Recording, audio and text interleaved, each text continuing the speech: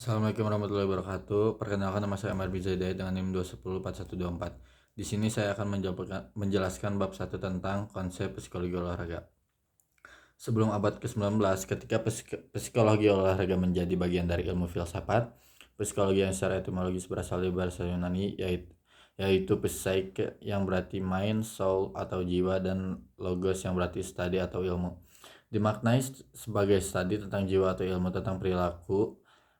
Baru pada akhir abad ke-19, psikologi tampil sebagai disiplin ilmu tersendiri, dan sejak saat itu psikologi mengalami perluasan makna, diartikan sebagai suatu ilmu pengetahuan yang mempelajari semua aspek perilaku manusia, baik kognitif, afektif maupun psikomotor, ditinjau dari semua sudut, yang menyajikan prinsip-prinsip elementer, esensial, dan juga universal. Psikologi mempersoalkan inti dari jiwa manusia dan nilainya yang bagi manusia.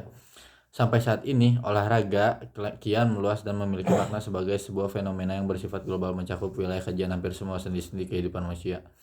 Olahraga mempengaruhi dan dipengaruhi oleh bidang-bidang lain seperti pendidikan, ekonomi, politik, sosial, budaya, psikologi, sosiologi, fisiologi, dan lain-lain. Selanjutnya, pengertian, tujuan, dan wilayah kajian. Konsep adalah mental image tentang suatu objek atau makna yang tertangkap berdasarkan ciri-ciri umum yang terdapat pada suatu objek. Konsep merupakan satu pengertian umum yang biasanya disusun dengan satu kata, simbol, atau tanda.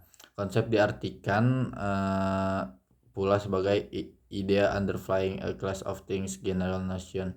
Jadi, konsep sebenarnya merupakan label dari ide umum yang mengintegrasikan beberapa elemen dari sumber yang berbeda ke dalam suatu gagasan tunggal. Selanjutnya, Zykowski dan Naylor menegaskan bahwa psikologi olahraga dapat digunakan untuk membantu atlet, pelatih, dan tim dalam upaya memenuhi tuntutan penampilan olahraga. Beberapa contoh aplikasinya antara lain mengukur kelemahan dan kelebihan atlet, mengelola kecemasan, isu-isu dalam transisi karir, komunikasi atlet pelatih, perlakuan untuk meningkatkan kepercayaan diri, pengelolaan waktu untuk siswa atlet, membangun tim, dan menginisiasi dan menjaga perilaku latihan. Di sini ada pendekatan multidimensional. Jika dua pendekatan pertama didasari oleh keadaan atau kondisi siswa atau atlet sebagai penentu prestasi olahraga, pendekatan ini beranjak dari pandangan dan kenyataan bahwa penampilan olahraga mengait dimensi yang lebih luas ekstrim, yaitu dimensi sosial, budaya, ekonomi, politik, dan lain-lain. Dan juga ada pendekatan sistem.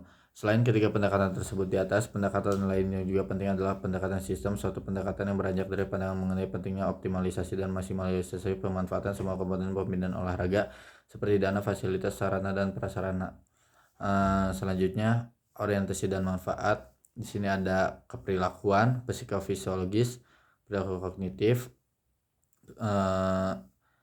dan orientasi perilaku kognitif. Manfaat psikologi olahraga di sini memahami dan menjelaskan gejala-gejala psikologis dalam bentuk tingkah laku, meramalkan sejumlah probabilitas yang dapat terjadi dalam olahraga sehingga siap menghadapi hal yang mungkin terjadi, dan yang terakhir mengontrol atau mengendalikan gejala-gejala perilaku yang dapat menjurus kepada hal yang dapat mengganggu perkembangan dan penampilan individu. Sekian, terima kasih.